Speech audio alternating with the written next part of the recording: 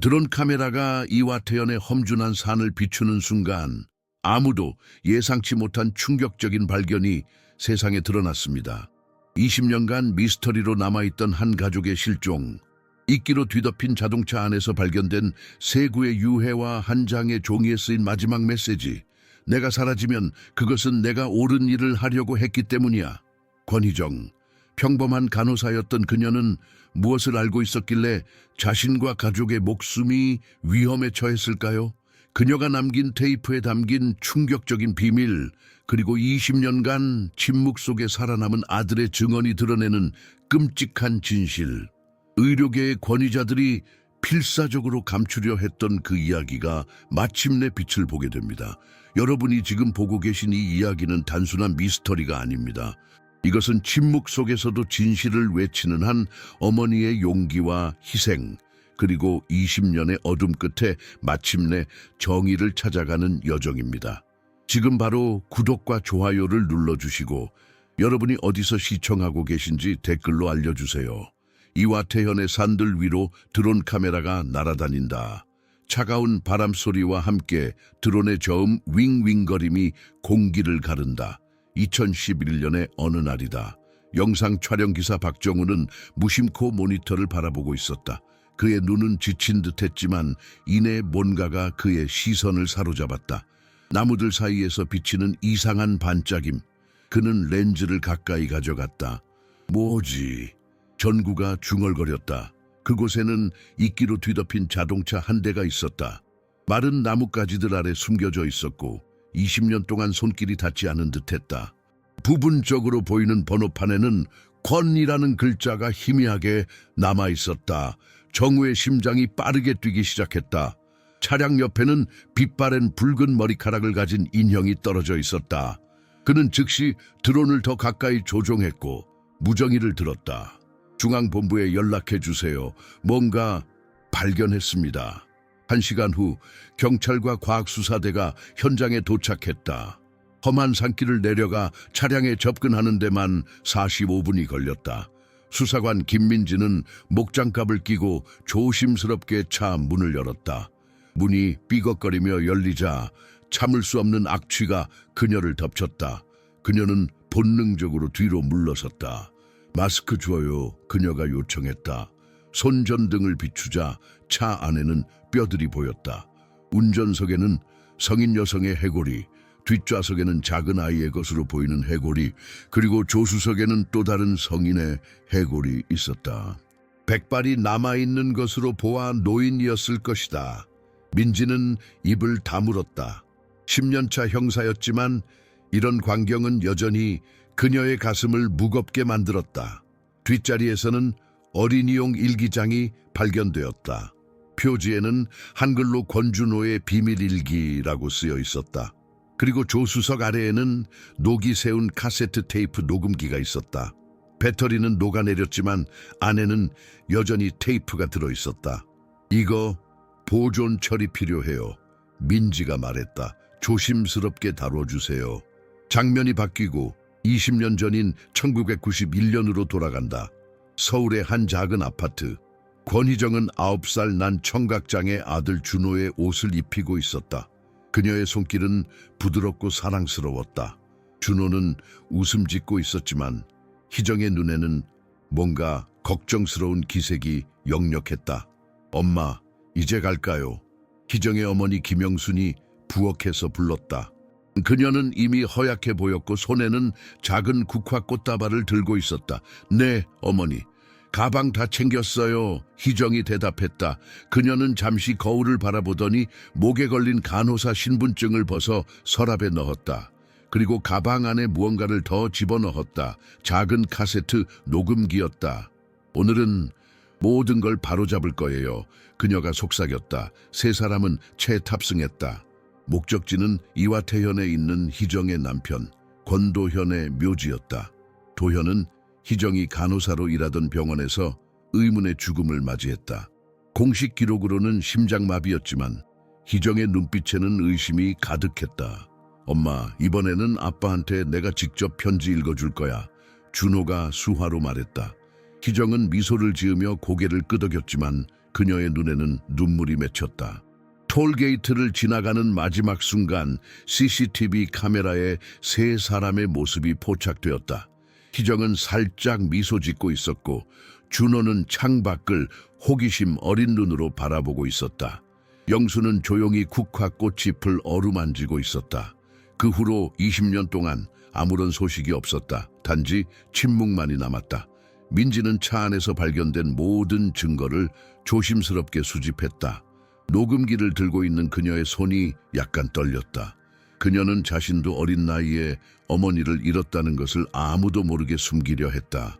이 가족에게 무슨 일이 있었던 걸까요? 민지의 동료가 물었다. 민지는 대답하지 않았다.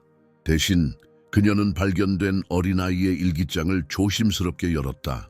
첫 페이지에는 서툰 글씨체로 이렇게 적혀 있었다. 만약 내가 사라지면 그것은 내가 아빠가 가르쳐준 대로 옳은 일을 하려고 했기 때문이야. 그 순간 민지는 자신이 이 사건을 절대 포기하지 않을 것임을 깨달았다. 어떤 비밀이 이 가족을 산속으로 이끌었는지 그리고 그들을 침묵 속에 묻어버렸는지 밝혀내야만 했다. 한편 서울의 한 고급 빌딩 사무실에서는 나이 지긋한 남자가 TV 뉴스를 보고 있었다. 화면에는 20년 전 실종된 가족 이와태현 산속에서 발견이라는 자막이 흘러나왔다. 남자의 얼굴이 창백해졌다. 그는 서랍을 열고 오래된 카세트 테이프 하나를 꺼냈다. 테이프에는 권이라는 글자가 손으로 쓰여져 있었다. 아직은 안 돼. 그가 중얼거렸다. 과학수사실로 돌아온 민지는 복원된 녹음기를 바라보았다. 기술자가 고개를 끄덕이자 그녀는 버튼을 눌렀다. 처음에는 잡음만 들렸다. 그러다 희미한 목소리가 들려왔다. 어머니, 이 길로 계속 가도 안전할까요? 희정의 목소리였다. 뒤에서는 준호가 뭔가에 웃고 있는 소리가 들렸다. 갑자기 금속이 부딪히는 소리와 함께 희정의 비명이 녹음을 가로질렀다. 그리고 녹음은 끊겼다. 민지는 침을 삼켰다. 그녀의 직감이 맞았다. 이것은 단순한 사고가 아니었다. 이 가족은 누군가에 의해 침묵을 강요당했다. 그녀는 지도를 펼쳤다. 차가 발견된 지점은 지금은 존재하지 않는 길이었다. 몇 년 전에 댐 건설로 그 지역의 상당 부분이 물에 잠겼다. 하지만 이상한 점은 권 가족이 따라간 그 길은 당시 공식 도로 체계에도 없어야 했다. 누군가가 그들을 그곳으로 유인했어. 민지가 중얼거렸다. 그녀는 권희정이 일했던 병원 기록을 찾아보기로 결심했다. 그리고 그 결정이 20년 동안 숨겨져 온 끔찍한 진실의 문을 열게 될 줄은 아무도 몰랐다. 국립과학수사연구원의 조용한 실험실, 햇빛이 거의 들어오지 않는 차가운 공간에 민지와 디지털 포렌식 전문가 이상훈이 앉아 있었다. 벽시계는 오후 11시 37분을 가리키고 있었다. 두 사람 앞에는 산에서 발견된 녹음기가 놓여 있었다. 상훈은 손목에 있는 땀을 닦고 마지막 전선을 연결했다. 정말 운이 좋네요. 상훈이 말했다. 배터리는 녹았지만 테이프 자체는 보존 상태가 괜찮아요. 습기가 많았는데도 말이죠. 민지는 아무 말도 하지 않았다. 그녀의 눈은 녹음기에 고정되어 있었다. 그녀의 가슴 속에서는 이상한 직감이 솟구쳤다. 마치 이 녹음기가 그녀에게 말을 걸고 있는 것 같았다. 준비됐어요? 상훈이 물었다. 민지는 고개를 끄덕였다. 상훈이 버튼을 누르자 처음에는 지직거리는 소리만 들렸다. 그리고 조금씩 희미한 목소리들이 나타나기 시작했다. 어머니, 이 길로 계속 가도 안전할까요? 희정의 목소리였다. 그녀의 목소리에는 불안함이 묻어 있었다. 배경에서는 준호의 웃음소리가 들렸다. 아이는 무언가를 보고 즐거워하는 듯했다. 산사의 소리와 바람 소리도 함께 녹음되어 있었다. 괜찮을 거야, 희정아. 도현이가 늘 이 길로 다녔잖아. 노인의 목소리. 아마도 희정의 어머니일 것이다. 민지는 메모를 하기 시작했다. 그들은 익숙한 길을 가고 있었다라고 적었다. 녹음은 계속되었다. 자동차 엔진 소리와 라디오에서 흘러나오는 1990년대 초반 가요가 배경으로 깔렸다. 준호야, 할머니가 가져온 샌드위치 먹을래? 희정의 목소리가 다정했다. 잠시 침묵이 흐르고 비닐봉지를 뜯는 소리가 들렸다. 그리고 갑자기 금속이 금속에 부딪히는 날카로운 소리가 녹음을 가로질렀다. 타이어가 미끄러지는 소리, 그리고 희정의 비명소리. 누구세요? 왜 이러세요? 희정의 외침이 들렸다. 그리고 녹음은 끊겼다. 민지와 상우는 서로를 바라보았다. 실험실의 공기가 갑자기 무거워진 것 같았다. 이건 사고가 아니었어요. 민지가 천천히 말했다. 상우는 입술을 깨물었다. 누군가 그들을 공격한 것 같네요. 민지는 목에 맺힌 응어리를 삼켰다. 그녀는 자신의 직감이 맞았다는 것을 알았다. 이 가족은 무언가를 알고 있었고 그것이 그들의 목숨을 앗아갔다. 다음 날 아침 민지는 서울지방경찰청에 자신의 책상에 앉아 있었다. 그녀 앞에는 권희정 가족의 실종 파일이 펼쳐져 있었다.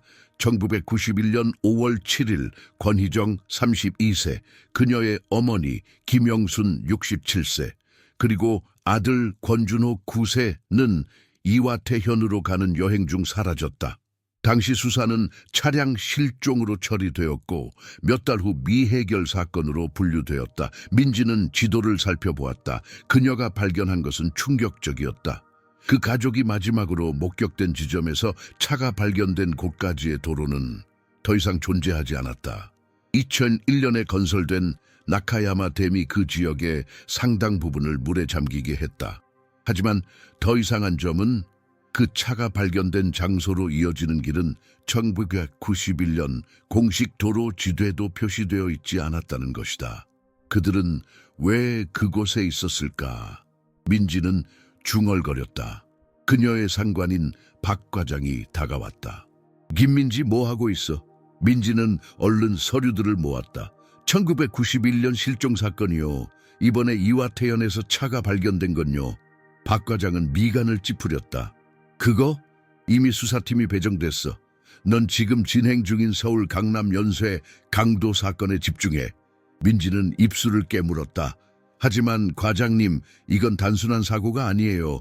녹음기에서 발견된 테이프에는 그만! 박 과장이 손을 들었다. 이건 20년 된 사건이야. 우리에겐 지금 일어나고 있는 사건들이 있어. 민지는 고개를 숙였지만 그녀의 마음속에서는 이미 결정이 내려져 있었다. 퇴근 후 그녀는 권희정이 일했던 병원 기록을 조사하기로 했다. 서울중앙병원.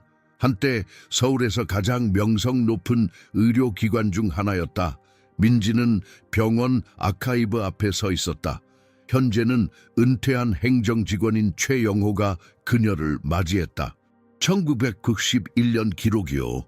왜 그런 오래된 기록을 찾으시나요? 최영호가 물었다. 민지는 신분증을 보여주었다. 실종사건 수사 중입니다. 권희정이라는 간호사에 관한 정보가 필요해요. 최영호의 얼굴이 갑자기 창백해졌다. 권희정 씨요? 민지는 그의 반응을 놓치지 않았다. 네, 알고 계세요? 최영호는 불안하게 주변을 둘러보았다. 오래전 일이라. 그녀는 좋은 간호사였어요. 그는 서류 캐비닛으로 가서 오래된 파일을 꺼냈다. 민지가 파일을 열자 그녀는 충격적인 발견을 했다. 1991년 2월 15일 병원에서 화재가 발생했다. 3명의 환자가 사망했고 당시 의학부장이었던 김선우 박사가 사건 후 사직했다. 그리고 놀랍게도 희정의 남편 권도현은 그 화재가 발생하기 단 일주일 전에 심장마비로 사망했다. 이상하네요. 민지가 말했다. 보고서가 불완전해요. 화재 원인이 기재되어 있지 않아요. 최영호는 불안하게 목을 가다듬었다. 그때는 혼란스러운 시기였어요. 민지가 더 질문하려는 찰나 그녀의 전화가 울렸다. 발신자는 상훈이었다.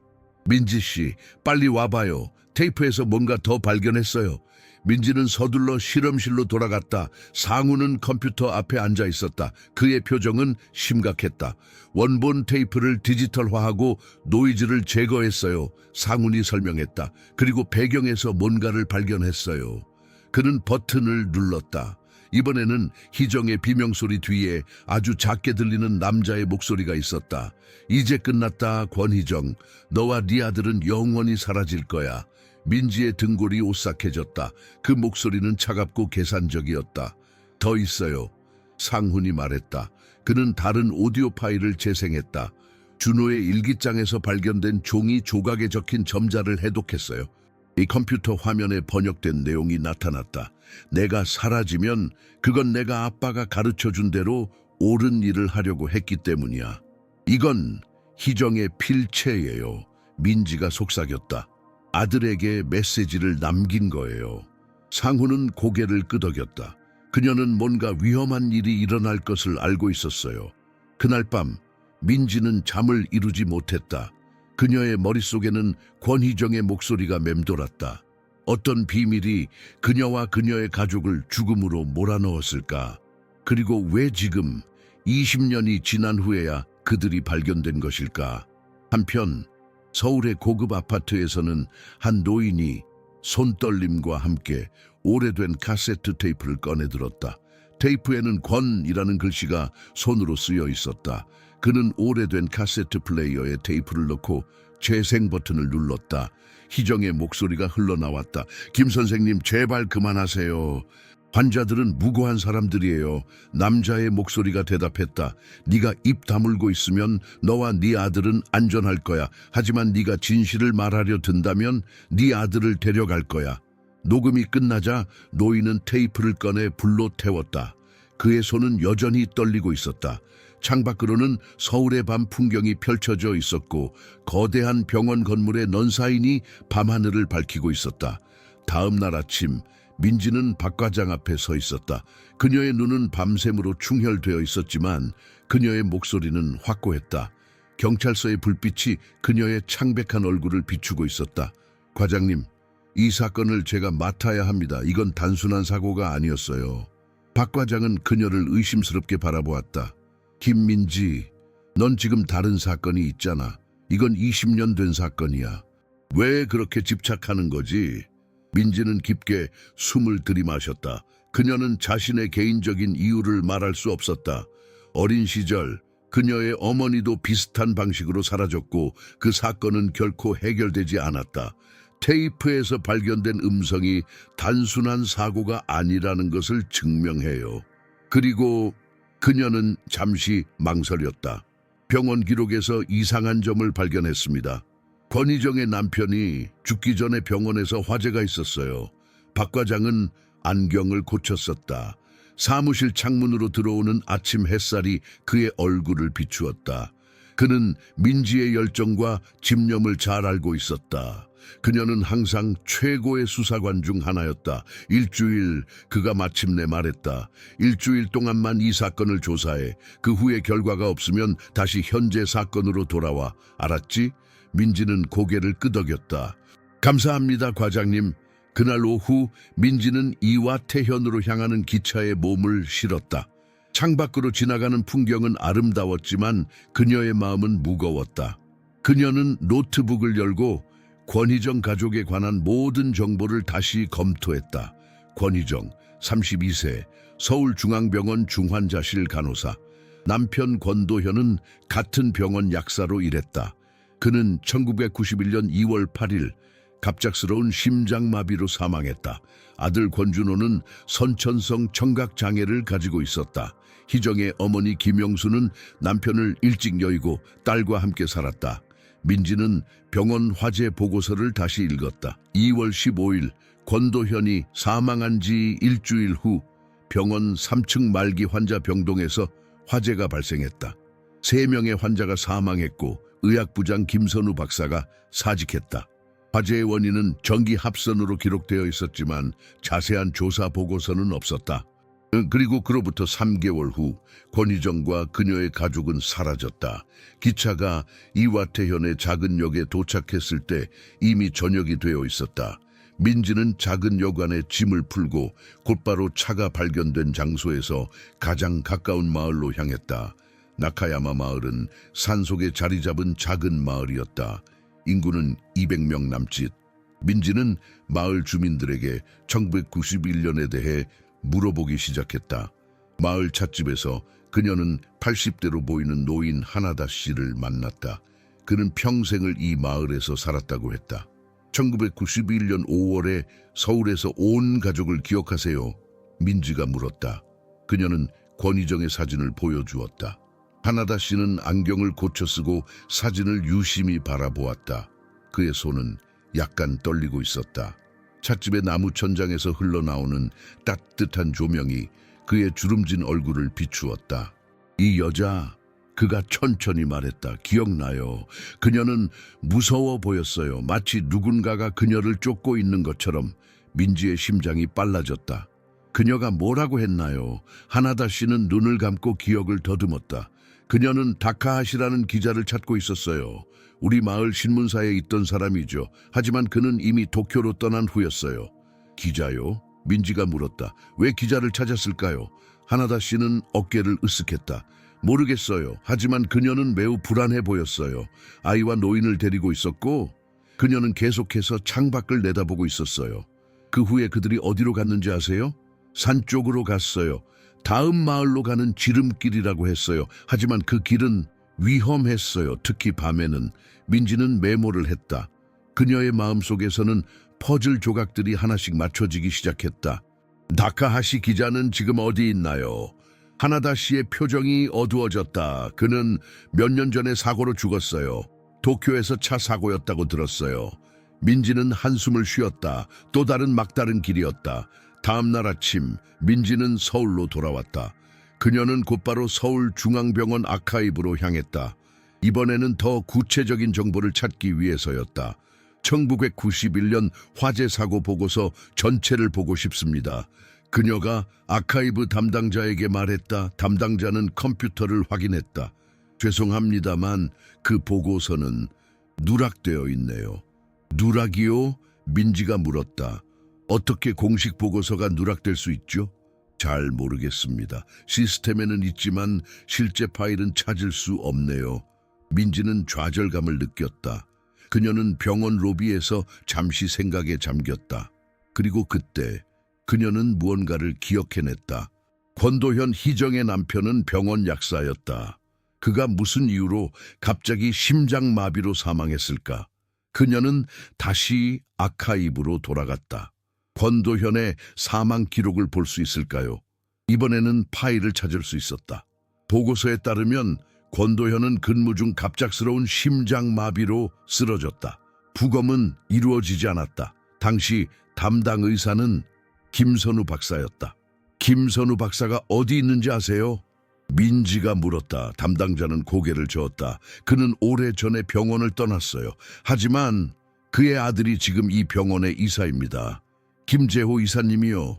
민지는 눈을 크게 떴다. 그녀는 김재호의 이름을 알고 있었다.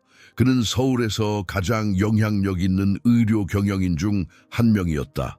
그는 여러 사립병원 체인을 소유하고 있었다. 그날 저녁 뉴스에서 민지는 충격적인 장면을 보았다. 김재호가 의료 소외계층을 위한 재단에 거액을 기부하는 모습이 방송되고 있었다. 그리고 그것은 권희정 가족의 발견 소식이 뉴스에 나온 바로 그날이었다. 카메라는 김재호의 얼굴을 클로즈업했다. 그는 미소를 짓고 있었지만 그의 눈은 불안해 보였다.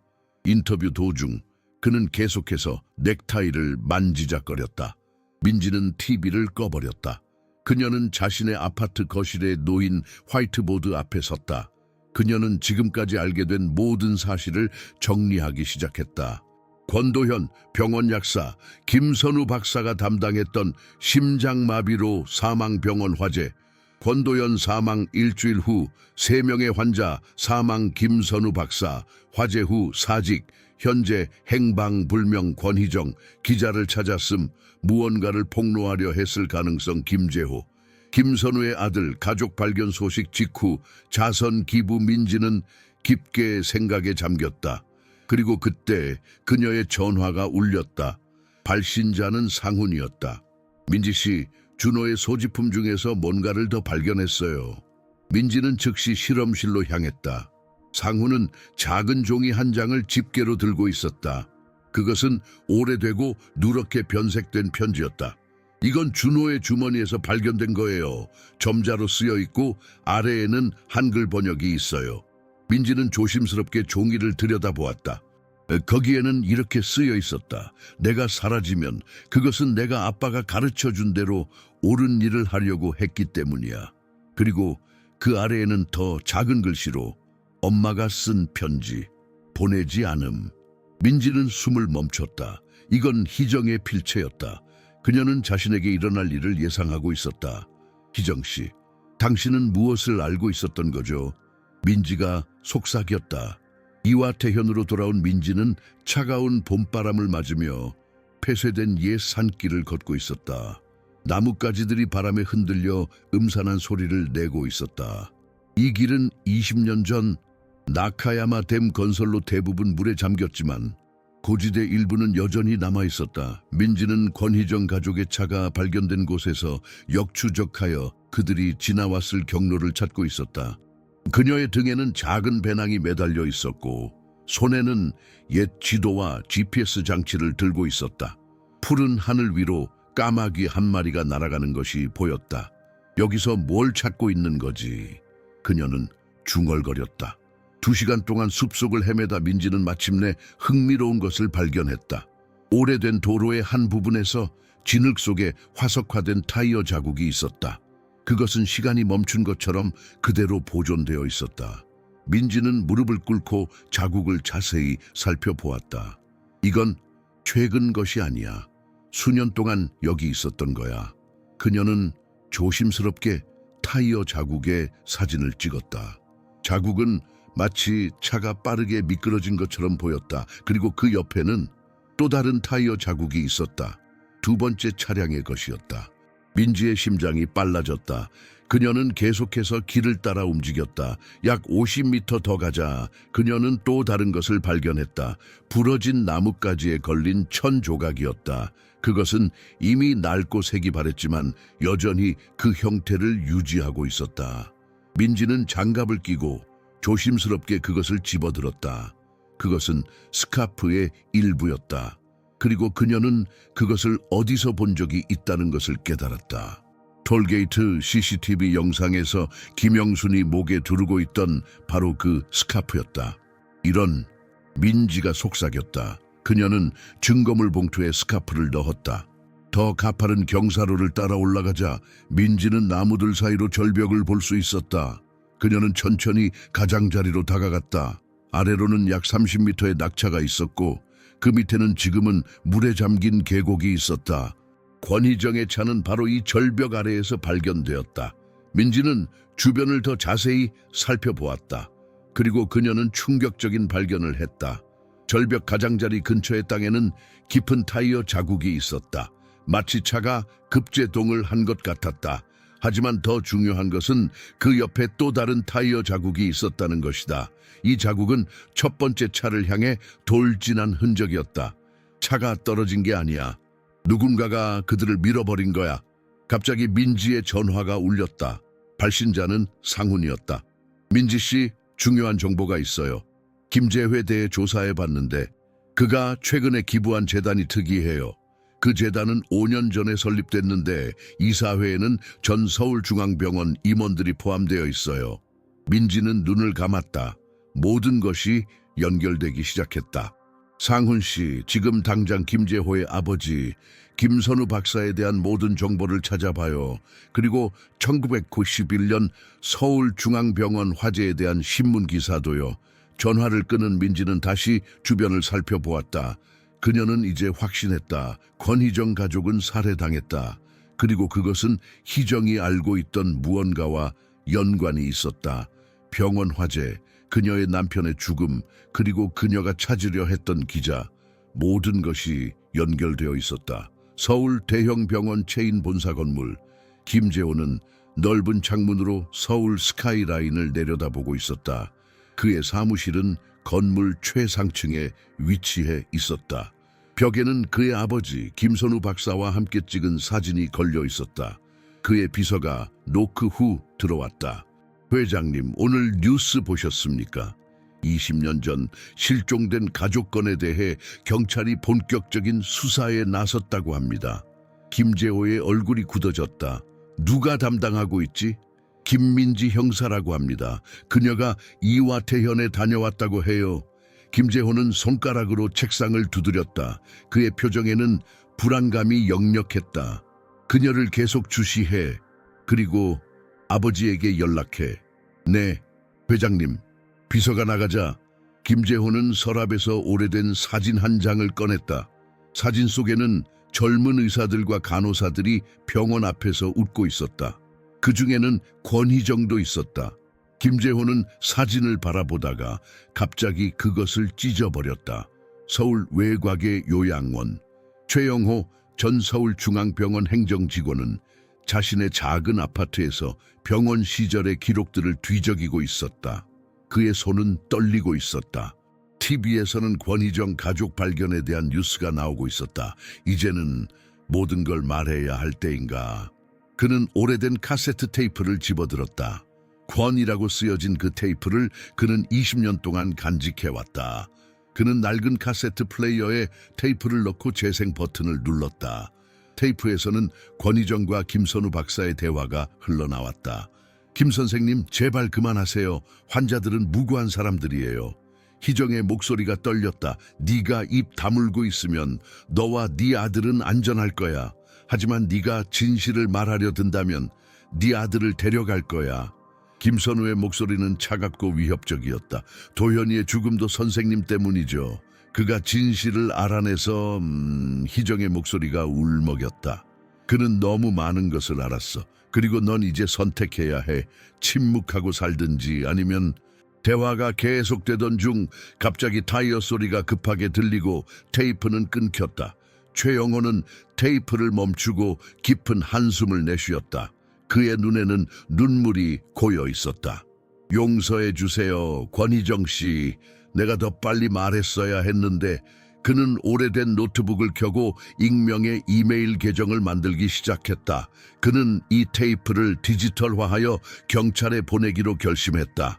다시 이화태현으로 돌아온 민지는 차가 발견된 산길에서 더 많은 증거를 찾고 있었다. 이번에는 과학수사팀도 함께였다. 팀원들은 절벽 가장자리와 주변 지역을 세밀하게 조사하고 있었다. 김 형사님, 여기서 뭔가 발견했습니다. 한 수사관이 민지를 불렀다. 그는 절벽에서 약 10m 떨어진 나무 뒤에서 무언가를 발견한 것 같았다. 민지가 다가가자 수사관은 땅을 가리켰다. 그곳에는 20년 동안 비바람에 씻겨 거의 보이지 않게 된 금속 파편이 있었다. 그것은 자동차 범퍼의 일부인 것 같았다. 다른 차량의 것이에요. 민지가 속삭였다. 과학수사팀은 조심스럽게 파편을 수집했다. 그것이 어떤 차량의 것인지 확인하는 데 도움이 될 수 있을 것이다.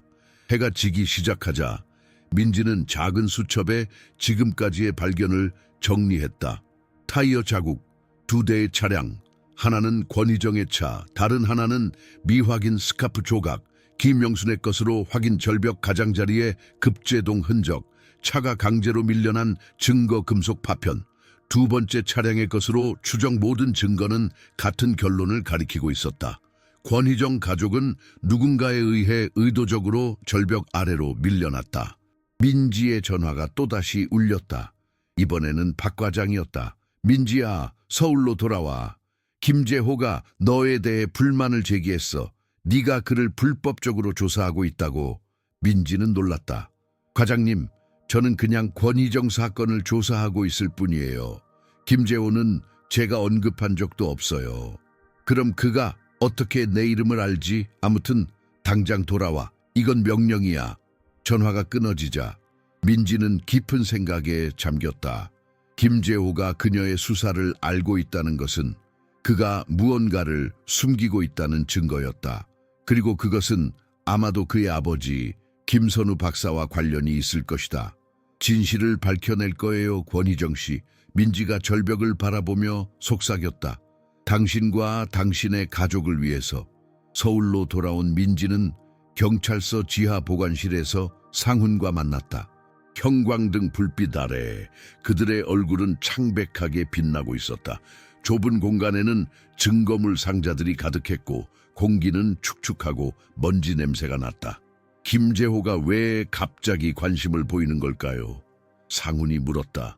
그는 컴퓨터 화면을 응시하며 김재회에 관한 정보를 스크롤하고 있었다. 민지는 깊은 생각에 잠겨 있었다. 우리가 뭔가 중요한 것에 가까워지고 있다는 뜻이에요. 그는 불안해하고 있어요. 병원 화재에 대한 신문 기사를 찾았어요. 상훈이 말했다. 1991년 2월 15일 서울중앙병원 3층 말기 환자 병동에서 화재 발생, 3명 사망. 원인은 전기 합선으로 추정. 그게 다예요? 민지가 물었다. 네, 기사가 놀라울 정도로 짧아요. 보통 이런 사고는 더 자세히 보도되는데 민지는 턱을 괴며 생각했다. 매치 누군가가 의도적으로 보도를 축소한 것 같네요. 그때 민지의 전화가 울렸다. 발신자는 알 수 없는 번호였다. 여보세요? 김민지 형사님이신가요? 노인의 떨리는 목소리가 들렸다. 네, 맞습니다. 누구세요? 저는 최영호라고 합니다. 전 서울중앙병원 행정직원이었어요. 형사님께 드릴 중요한 정보가 있습니다. 민지는 상훈에게 신호를 보냈다. 상훈은 즉시 통화를 녹음하기 시작했다. 무슨 정보인가요, 최 선생님? 권희정 씨에 관한 겁니다. 그녀가 알고 있던 것에 관한 거예요. 제가 가지고 있는 테이프가 있어요. 20년 동안 간직해왔습니다. 이제는 모든 진실이 밝혀져야 할 때가 온 것 같아요. 민지의 심장이 빨라졌다. 어디서 만날 수 있을까요? 제 집으로 오세요. 주소는... 민지와 상훈은 서울 외곽의 작은 아파트 단지에 도착했다. 회색빛 건물들 사이로 흐르는 황혼빛이 우울한 분위기를 자아냈다. 그들이 최영호의 아파트 문 앞에 도착했을 때 민지는 불길한 예감을 느꼈다. 문은 살짝 열려 있었다. 최 선생님? 민지가 불렀다. 대답이 없었다. 그들은 조심스럽게 문을 열고 안으로 들어갔다. 거실은 어둡고 조용했다. 그리고 소파 위에 최영호가 누워 있었다. 그는 움직이지 않았다. 119에 전화해요. 민지가 외쳤다. 그녀는 재빨리 최영호에게 다가가 맥박을 확인했다. 맥박은 약했지만 아직 살아있었다. 응급의료팀이 도착하여 최영호를 병원으로 이송하는 동안 민지와 상훈은 아파트를 조사했다. 방 한 구석에 있는 책상 위에는 노트북과 함께 카세트 테이프가 놓여 있었다. 테이프에는 권이라고 쓰여 있었다. 이게 그가 말한 테이프일 거예요. 민지가 말했다. 그녀는 장갑을 끼고 조심스럽게 테이프를 집어들었다. 노트북 화면에는 이메일 창이 열려 있었다. 최영호는 경찰에 이메일을 보내려던 참이었지만 그 전에 무슨 일이 일어난 것 같았다. 누군가가 그를 막으려고 했어요. 상훈이 말했다. 민지는 침착하게 주변을 살펴보았다. 중독 증상처럼 보였어요. 독성악 검사를 요청할게요. 그들은 테이프와 노트북을 증거로 수집했다. 아파트를 나서는 길에 민지는 이웃 주민에게 물었다.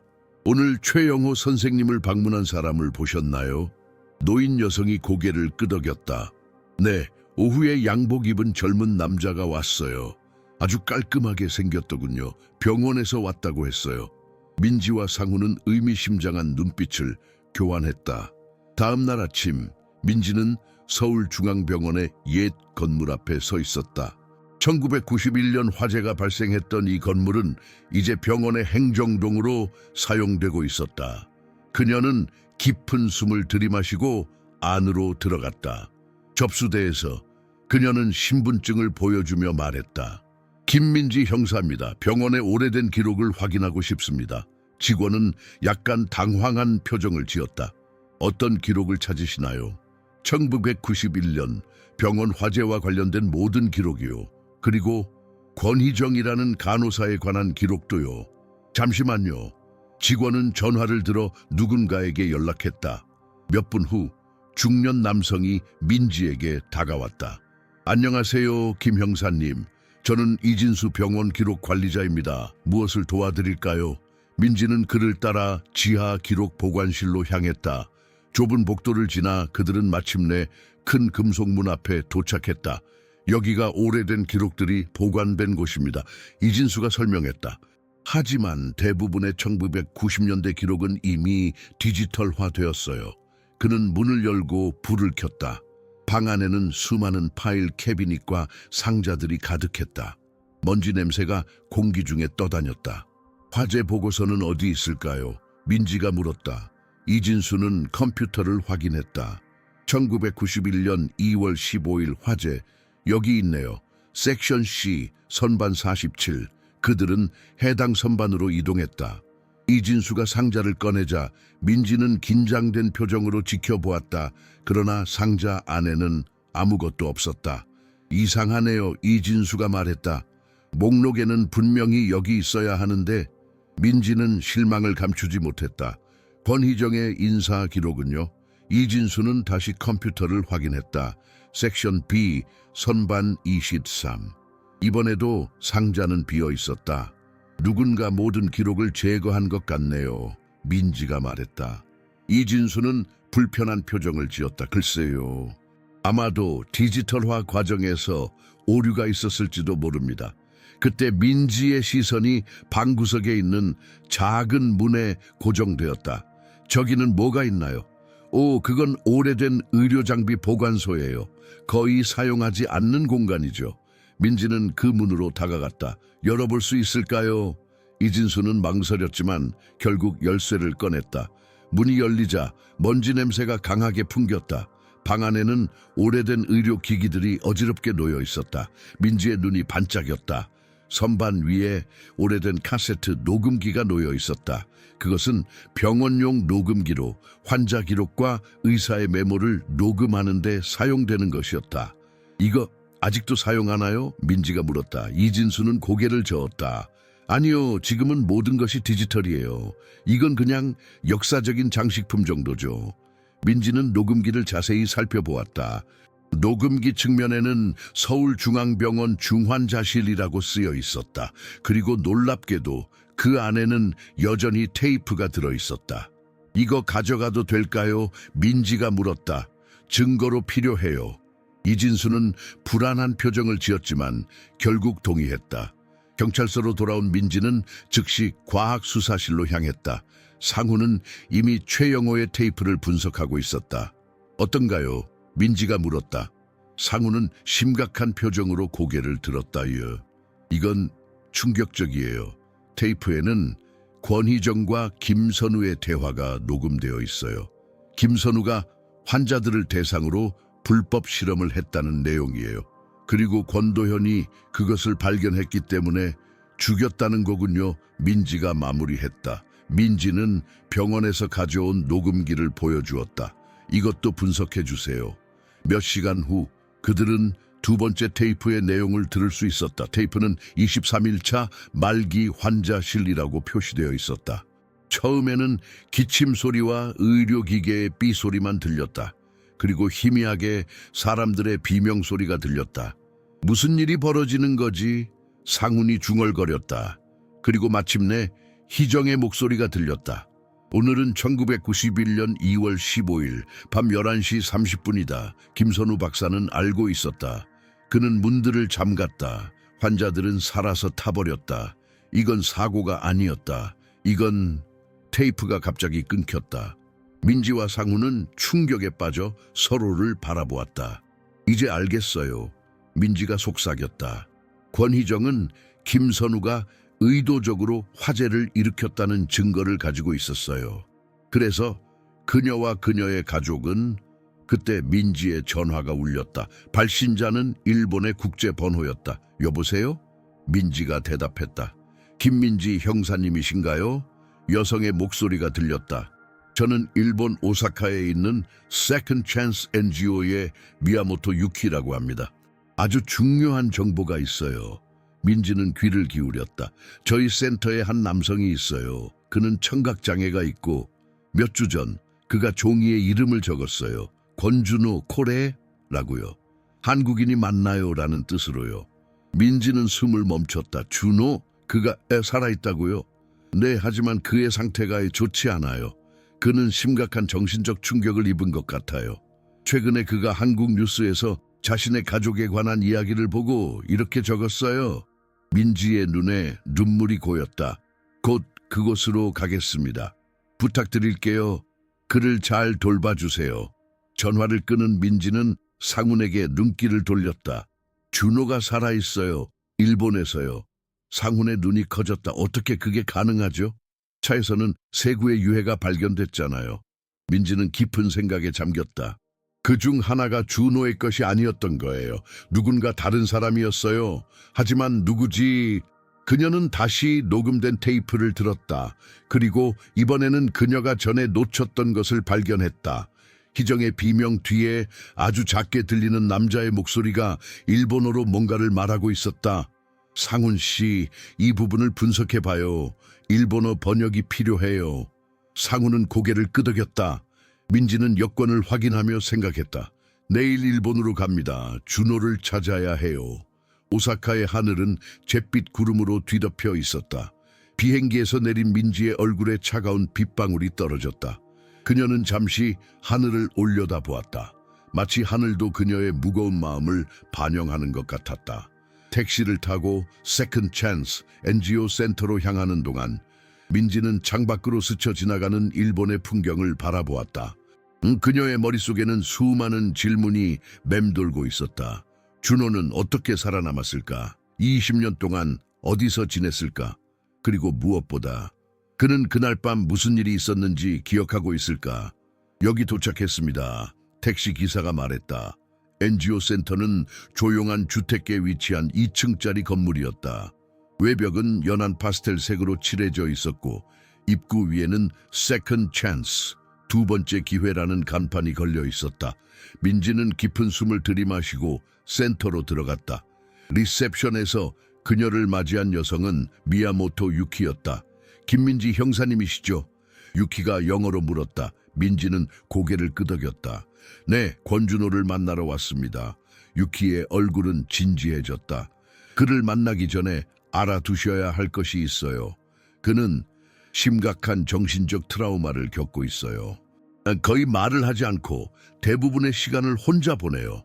그리고 누군가 그에게 접근하면 매우 두려워합니다. 민지는 가슴이 조여오는 느낌이 들었다. 얼마나 오래 여기 있었나요? 약 18년 정도요. 그는 어린 10대 때 오사카 항구 근처에서 발견됐어요. 이름이나 자신에 대한 정보를 전혀 말하지 않았죠. 수년 동안 그냥 무명으로 불렸어요. 최근에서야 처음으로 자신의 이름을 적었죠. 유키는 민지를 복도를 따라 안내했다. 벽에는 센터에서 도움을 받은 사람들의 사진이 걸려 있었다. 그들은 마침내 작은 정원이 내려다 보이는 방 앞에 도착했다. 여기에요. 유키가 말했다. 천천히 접근하세요. 갑작스러운 움직임은 피하는 게 좋아요. 민지는 조심스럽게 문을 열었다. 방 안에는 약 30세로 보이는 마른 남자가 창가에 앉아 있었다. 그는 창밖을 바라보며 손가락으로 뭔가를 그리고 있었다. 그의 머리카락은 약간 긴 편이었고 얼굴은 창백했다. 준호 씨? 민지가 부드럽게 불렀다. 남자는 반응하지 않았다. 유키가 손짓으로 설명했다. 그는 들을 수 없어요. 청각장애가 있어요. 민지는 천천히 준호에게 다가갔다. 그녀는 그의 시야에 들어오도록 조심스럽게 움직였다. 준호가 그녀를 발견하자 그의 눈은 경계심으로 가득 찼다. 민지는 부드러운 미소를 지으며 한국어로 입모양을 만들었다. 안녕하세요. 저는 김민지입니다. 준호는 그녀를 응시했다. 그의 눈에는 혼란스러움이 스쳐 지나갔다. 민지는 가방에서 희정의 사진을 꺼냈다. 그녀는 천천히 사진을 준호에게 보여주었다. 준호의 표정이 변했다. 그의 눈이 크게 떠졌고 손이 떨리기 시작했다. 그는 사진을 가리키다가 자신의 가슴을 가리켰다. 엄마, 그가 입모양으로 말했다. 그의 목소리는 사용하지 않아 쉰 듯했다. 민지의 눈에 눈물이 고였다. 그녀는 고개를 끄덕였다. 네, 당신의 어머니 희정 씨예요. 준호의 눈에도 눈물이 맺혔다. 그는 갑자기 양손으로 불을 의미하는 수화를 했다. 그리고 나서 자신의 가슴을 두드렸다. 유키가 민지에게 속삭였다. 그가 처음으로 감정을 표현하고 있어요. 민지는 가방에서 작은 녹음기를 꺼냈다. 이것은 차 안에서 발견된 바로 그 녹음기에 복원된 버전이었다. 그녀는 헤드폰을 준비했다. 준호 씨, 이것은 당신 어머니의 목소리가 담긴 녹음이에요. 들을 수는 없지만 진동을 느낄 수 있을 거예요. 그녀는 조심스럽게 헤드폰을 준호의 귀에 씌웠다. 그는 처음에는 몸을 움츠렸지만 곧 헤드폰의 존재를 받아들였다. 민지는 볼륨을 최대로 올리고 재생 버튼을 눌렀다. 녹음기에서 희정의 목소리가 흘러나왔다. 준호야, 눈을 감아. 준호의 얼굴이 변했다. 그는 헤드폰을 통해 전달되는 진동을 느끼고 있었다. 아마도 그는 어머니의 목소리의 패턴을 기억하고 있었을 것이다. 그의 눈에서 눈물이 흘러내리기 시작했다. 그리고 갑자기 그는 입을 열었다. 그가 어렵게 발음했다. 엄마. 민지의 눈에서도 눈물이 흘러내렸다.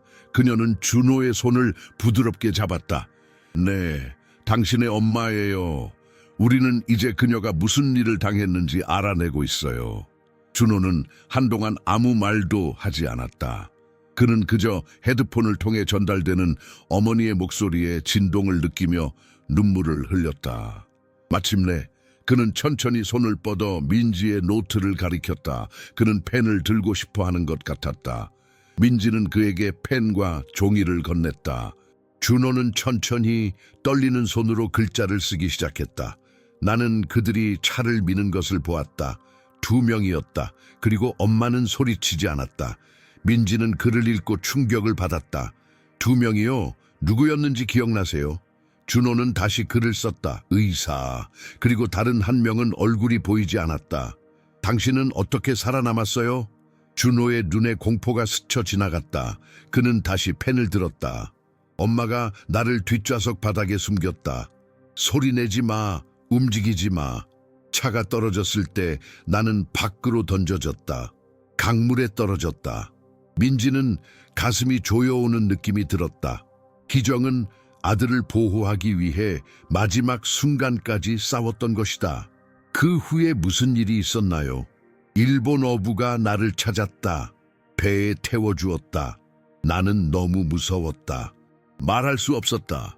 민지는 깊게 숨을 들이마셨다. 준호 씨, 당신의 기억은 매우 중요해요. 당신의 가족이 정의를 찾는 데 도움이 될 거예요. 준호는 천천히 고개를 끄덕였다. 그의 눈에는 이제 다른 감정이 떠올랐다. 분노였다. 그때 민지의 전화가 울렸다. 발신자는 상훈이었다. 민지 씨, 테이프에서 들린 일본어를 번역했어요. 상훈이 급하게 말했다. 남자가 말한 것은 아이를 처리해였어요. 민지는 숨을 멈췄다. 상훈 씨, 김재회에 대해 뭔가 새로운 정보가 있나요? 네, 그가 뇌졸중으로 입원했어요. 준호가 살아있다는 뉴스를 들은 직후였다고 해요. 민지는 준호를 바라보았다. 준호 씨, 한국으로 돌아갈 준비가 됐나요? 우리는 당신의 증언이 필요해요. 준호는 잠시 생각에 잠겼다. 그리고 천천히 그는 고개를 끄덕였다. 다음 날 민지와 준호는 서울행 비행기에 탑승했다. 준호는 창가에 앉아 구름 위로 떠오르는 비행기를 바라보았다. 그의 눈에는 두려움과 결의가 함께 담겨 있었다. 민지는 그에게 종이 한 장을 건넸다. 이것은 당신의 어머니가 남긴 마지막 메시지예요. 테이프에 녹음되어 있었어요. 준호는 천천히 글을 읽었다. 희정의 마지막 말이었다. 준호야, 엄마가 너를 사랑해. 무슨 일이 있어도 엄마는 항상 너와 함께 할 거야. 용기를 잃지 마. 진실은 언젠가 반드시 밝혀져. 준호의 눈에서 눈물이 흘러내렸다. 그는 종이를 가슴에 꼭 붙잡았다. 그리고 천천히 그의 입술이 움직였다. 엄마. 그가 다시 한번 말했다. 그의 목소리는 쉬었지만 그 안에는 20년의 침묵을 깨는 힘이 담겨 있었다. 비행기가 구름 위를 날아가는 동안 민지는 창밖을 바라보았다. 그녀는 마침내 희정의 이야기를 완성할 수 있을 것이라는 확신이 들었다. 그리고 그 과정에서 어쩌면 그녀 자신의 과거의 상처도 치유할 수 있을지 모른다. 서울에서 뉴스는 빠르게 퍼져나갔다. 20년 전 실종된 가족의 아들 살아서 돌아오다. 김재호는 중환자실에 누워 그 소식을 들었다. 그의 얼굴은 창백했고 눈은 공포로 가득 차 있었다. 그는 간호사를 불러 떨리는 손으로 쪽지를 썼다. 아버지에게 연락해. 준비해야 해. 간호사는 쪽지를 받아들고 고개를 끄덕였다. 그녀는 복도로 나가 휴대폰을 꺼냈다. 그러나 그녀가 다이얼을 누르기 전에 그녀는 잠시 멈추었다. 그녀는 다른 번호를 눌렀다. 김민지 형사님께 연결해 주세요. 그녀가 말했다. 제가 알고 있는 것이 있어요. 그래 서울의 하늘은 맑고 푸르렀지만 김재호의 병실은 어둡고 무거운 공기로 가득했다. 창문의 블라인드는 내려져 있었고 심장 모니터에 일정한 소리만이 정적을 깨고 있었다. 민지는 문 앞에 서서 잠시 숨을 고르고 있었다. 옆에는 병원의 간호사 이지연이 서 있었다. 김재호 회장님은 어제 밤부터 의식이 돌아왔어요. 지연이 작은 목소리로 말했다. 그가 아버지와 연락하려고 했지만 전 그게 옳지 않다고 생각했어요. 민지는 고개를 끄덕였다. 용기를 내줘서 고마워요. 당신이 한 일은 정의를 위한 중요한 한 걸음이에요. 저는 오래전부터 진실을 알고 싶었어요. 지연이 말했다. 그녀의 눈에는 슬픔이 깃들어 있었다. 제 이모가 그 화재에서 돌아가셨거든요. 환자였어요. 민지의 가슴이 조여왔다. 이 사건은 너무나 많은 사람들에게 영향을 미쳤다. 문을 열고 들어서자 김재호의 시선이 그들을 향했다. 그의 얼굴은 창백했고 오른쪽 얼굴은 약간 처진 상태였다. 뇌졸중의 흔적이었다. 김재호 씨, 민지가 말했다. 질문이 몇 가지 있습니다. 김재호는 천천히 고개를 돌렸다. 그의 눈에는 체념이 깃들어 있었다. 당신의 아버지 김선우 박사의 현재 위치를 알고 계신가요? 민지가 물었다. 김재호는 침묵했다. 그의 손가락만이 살짝 움직였다. 우리는 권준호를 찾았어요. 민지가 말을 이었다. 그는 살아있어요. 그리고 그는 모든 것을 기억하고 있죠. 김재호의 눈이 커졌다. 심장 모니터의 소리가 빨라졌다. 그는 당신의 아버지가 그의 가족의 차를 절벽 아래로 밀어버리는 것을 보았어요. 김재호의 입술이 떨렸다. 그는 천천히 손을 들어 탁자 위에 놓인 펜과 종이를 가리켰다. 민지는 그것을 건네주었다. 김재호는 떨리는 손으로 글자를 적기 시작했다. 아버지는 일본에 있습니다. 오사카 근처 작은 마을에요. 가명으로 살고 있어요. 민지는 메모를 했다. 왜 당신의 아버지는 권희정 가족을 죽이려 했나요? 김재호는 다시 펜을 들었다. 그녀가 너무 많은 것을 알고 있었어요. 화재에 대해, 실험에 대해. 어떤 실험이요? 민지가 물었다. 김재호의 눈에 눈물이 맺혔다. 말기 암 환자들. 아버지는 새로운 치료법을 시험하고 있었어요. 허가받지 않은 약물이었죠. 효과가 있을 것이라 생각했던 거예요. 하지만 환자들이 죽었죠. 민지가 말을 마무리했다. 김재호는 고개를 끄덕였다. 화재는 증거를 인멸하기 위한 것이었어요. 권희정의 남편이 먼저 의심했고, 그래서 민지는 깊은 숨을 들이마셨다. 그래서 그도 살해된 거군요. 김재호의 눈에서 눈물이 흘러내렸다. 저는 몰랐어요. 나중에서야 알게 되었죠. 너무 늦었어요. 그때 병실 문이 갑자기 열렸다.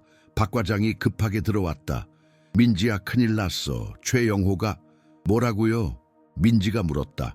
최영호가 사망했어. 독성학 검사 결과가 나왔는데 시안화물 중독이었어. 민지의 얼굴이 창백해졌다. 그리고 테이프는요? 누군가 증거물 보관실에서 가져갔어. 민지는 충격을 받았다. 그녀는 김재호를 바라보았다. 그의 눈에는 공포가 가득했다. 누가 이런 짓을... 민지가 중얼거렸다. 그때 민지의 전화가 울렸다. 발신자는 상훈이었다. 민지 씨, 큰일 났어요. 최영호의 테이프가 인터넷에 유출됐어요. 누군가 익명으로 올렸어요. 민지의 눈이 커졌다. 뭐라고요? 테이프 내용이 전부 공개됐어요. 모든 언론사가 보도하기 시작했어요. 민지는 입술을 깨물었다. 이것은 예상하지 못한 상황이었다. 하지만 어쩌면 좋은 일일 수도 있었다. 병실을 나온 민지는 바로 경찰서로 향했다. 상황은 급격하게 변하고 있었다. 그녀가 도착했을 때 경찰서는 이미 언론인들로 가득 차 있었다. 상훈이 그녀를 만났다. 이 테이프가 공개된 후 한 전직 간호사가 연락해 왔어요. 그녀가 차 안에 테이프를 넣는 사람들을 봤다고 해요. 누구였대요? 민지가 물었다. 김선우 박사와 병원 이사였던 장윤철이요. 그녀는 그들이 차를 절벽으로 밀기 전에 테이프를 차 안에 넣는 것을 보았대요. 민지는 깊게 생각에 잠겼다. 장윤철, 지금은 어디 있지? 상훈의 표정이 어두워졌다. 그는 지금 국회의원이에요. 건강복지위원회 소속이죠. 민지의 눈이 커졌다.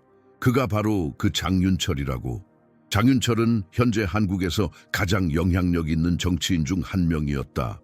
그는 의료개혁을 주도하는 인물로 알려져 있었다. 증거가 충분해요, 민지가 말했다. 이제 검찰에 넘길 시간이에요. 다음 날 아침 모든 뉴스 채널이 같은 헤드라인을 보도하고 있었다. 20년 전 의료사고 은폐 의혹, 현직 국회의원 장윤철과 전 서울중앙병원장 김선우 연루 민지는 텔레비전을 보며 커피를 마시고 있었다. 갑자기 그녀의 전화가 울렸다. 발신자는 박 과장이었다. 민지야, 빨리 뉴스 봐. 장윤철이. 민지는 재빨리 채널을 바꾸었다. 화면에는 충격적인 속보가 나오고 있었다. 장윤철 의원, 자택에서 숨진 채 발견, 유서에서 의료사고 은폐 인정. 민지는 충격을 받았다. 그녀는 재빨리 옷을 갈아입고 장윤철의 자택으로 향했다. 현장에는 이미 많은 경찰과 언론인들이 모여 있었다. 박 과장이 그녀를 맞이했다. 자살이야. 수면제를 과다 복용했어. 유서도 있어. 민지는 유서를 읽었다. 장윤철은 모든 것을 인정했다. 불법 약물 실험, 화재 방화, 그리고 권희정 가족 살해 공모까지. 그는 마지막까지도 정치인이었네. 민지가 중얼거렸다. 자신의 방식대로 끝을 맺으려고. 다음 며칠 동안 사건은 전국적인 관심사가 되었다. 김선우 박사를 체포하기 위해 일본 당국과의 공조가 시작되었고 김재호는 공범 혐의로 조사를 받게 되었다. 민지는 준호를 데리고 이화태현으로 돌아갔다. 그들은 희정, 영순, 그리고 권도현의 유해가 발견된 장소를 방문했다. 준호는 절벽 아래를 바라보며 오랫동안 침묵했다. 마침내 그는 작은 가방에서 무언가를 꺼냈다. 어머니의 테이프와 자신의 일기장이었다. 그는 천천히 그것들을 땅에 놓았다. 엄마, 그가 떨리는 목소리로 말했다. 이제 돌아왔어요. 민지는 준호의 어깨에 손을 얹었다. 당신의 어머니는 당신을 구하기 위해 모든 것을 걸었어요. 그녀는 진실을 위해 목숨을 바쳤죠. 준호는 고개를 끄덕였다. 그의 손이 민지의 손을 찾았다. 그의 눈에는 슬픔과 함께 결의가 담겨 있었다. 엄마가 절 구했어요. 그가 수화로 말했다. 이제는 제가 살아갈 차례예요. 민지의 눈에도 눈물이 고였다. 그녀는 자신의 어머니를 생각했다. 어쩌면 이 사건을 해결함으로써 그녀도 자신만의 평화를 찾을 수 있을지도 모른다. 그들이 산을 내려오는 동안 석양이 산들을 붉게 물들이고 있었다. 마치 오랜 침묵 끝에 마침내 진실이 빛을 발하는 것 같았다. 비가 내리는 서울의 오후. 검찰청 건물 앞에는 우산 아래 수많은 기자들이 모여 있었다. 카메라 플래시가 빗방울 사이로 번쩍였다. 민지는 준호의 팔을 부축하며 건물 안으로 들어갔다. 준호의 얼굴은 긴장으로 굳어 있었지만 그의 걸음은 확고했다. 괜찮아요? 민지가 물었다. 준호는 천천히 고개를 끄덕였다. 그의 눈에는 결의가 담겨 있었다. 검찰 조사실은 차분하고 조용했다. 테이블 위에는 녹음기와 서류들이 놓여 있었다. 최고검사 박정민이 그들을 맞이했다. 권준호 씨, 정민이 말했다. 오늘 와주셔서 감사합니다. 당신의 증언은 이 사건을 해결하는 데 매우 중요합니다. 준호는 민지를 통해 수화 통역을 받았다. 그는 천천히 고개를 끄덕였다. 그날 밤에 정확히 무슨 일이 있었는지 기억나는 대로 말씀해 주시겠어요? 정민이 물었다. 준호는 깊게 숨을 들이마시고 수화로 이야기하기 시작했다. 민지가 통역했다. 엄마는 계속 뒤를 돌아보며 운전했어요. 할머니는 기도하고 계셨고요. 저는 뒷좌석에 있었어요. 엄마가 갑자기 차를 멈추었어요. 2대의 차가 우리 앞을 막았거든요. 준호의 손이 약간 떨렸지만 그는 계속했다. 2명의 남자가 차에서 내렸어요. 한 명은 김선우 박사였어요. 병원에서 몇 번 봤었거든요. 다른 한 명은 정장을 입은 남자였어요. 나중에 TV에서 봤을 때 그가 장윤철이라는 것을 알았어요. 준호는 잠시 멈추고 물을 마셨다. 그의 눈에는 그날의 공포가 다시 떠오르는 듯했다. 엄마가 저에게 바닥에 숨으라고 했어요. 그리고 녹음기를 제 주머니에 넣어주었어요. 꼭 간직해라고 말했어요. 저는 바닥에 숨었어요. 엄마와 김선우 박사가 이야기하는 소리가 들렸어요. 엄마는 소리치지 않았어요. 아주 차분했어요. 정민은 메모를 하며 고개를 끄덕였다. 그 다음에는 무슨 일이 있었나요? 갑자기 차가 흔들렸어요. 그들이 차를 밀고 있었어요. 할머니가 비명을 질렀어요. 엄마는 마지막으로 저에게 눈을 감으라고 말했어요. 그리고 차가 떨어졌어요. 준호의 눈에서 눈물이 흘러내렸다. 저는 충격으로 차 밖으로 튕겨져 나갔어요. 강물에 빠졌죠. 물살이 저를 데려갔어요. 얼마나 시간이 지났는지 모르겠어요. 일본 어부가 저를 발견했을 때 저는 거의 죽어가고 있었어요. 정민의 눈에도 눈물이 고였다. 그녀는 잠시 숨을 고른 후 말했다. 권준호 씨, 당신의 용기에 감사드립니다. 이 증언은 김선우와 김재호의 기소에 결정적인 역할을 할 것입니다. 조사가 끝난 후 민지와 준호는 검찰청을 나왔다. 여전히 비가 내리고 있었지만 하늘이 조금씩 밝아지고 있었다. 이제 어떻게 될까요? 준호가 수하로 물었다. 민지는 미소를 지었다. 정의가 이루어질 거예요. 당신의 가족이 마침내 평화를 찾을 수 있을 거고요. 그들이 채 타려는 순간 민지의 전화가 울렸다. 발신자는 상훈이었다. 민지 씨, 경찰서로 빨리 와야 해요. 누군가가 익명으로 봉투를 두고 갔어요. 당신 이름이 적혀 있어요. 민지는 눈을 크게 떴다. 누가 두고 갔대요? CCTV를 확인했지만 얼굴은 보이지 않았어요. 노인이었던 것 같아요. 민지와 준호는 즉시 경찰서로 향했다. 상훈은 그들을 입구에서 맞이했다. 여기요. 상훈이 봉투를 건넸다. 민지는 조심스럽게 봉투를 열었다. 안에는 오래된 카세트 테이프가 들어있었다. 테이프에는 마지막 녹음 권희정이라고 쓰여 있었다. 이건 민지가 숨을 멈췄다. 그들은 즉시 증거물 분석실로 향했다. 상우는 조심스럽게 테이프를 녹음기에 넣었다. 준호의 눈은 녹음기에 고정되어 있었다. 상훈이 재생 버튼을 눌렀다. 처음에는 잡음만 들렸다. 그리고 천천히 희정의 목소리가 흘러나왔다. 이것은 1991년 5월 6일 권희정의 녹음입니다. 희정의 목소리는 조용했지만 단호했다. 만약 무슨 일이 저에게 일어난다면 저는 제가 좋은 어머니가 되려고 노력했다는 것을 알아주셨으면 합니다. 아마도 제가 가장 위험한 길을 선택했을지도 모릅니다. 하지만 저는 제 아들이 아기 침묵 속에서 승리하는 세상에서 자라길 원하지 않았습니다. 준호의 눈에 눈물이 고였다. 민지는 그의 손을 잡아주었다. 김선우 박사와 장윤철 이사는 말기 암 환자들에게 불법 약물을 실험했습니다.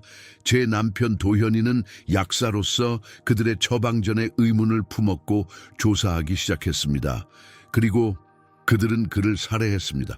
희정의 목소리가 약간 떨렸다. 과제는 모든 증거를 인멸하기 위한 것이었습니다.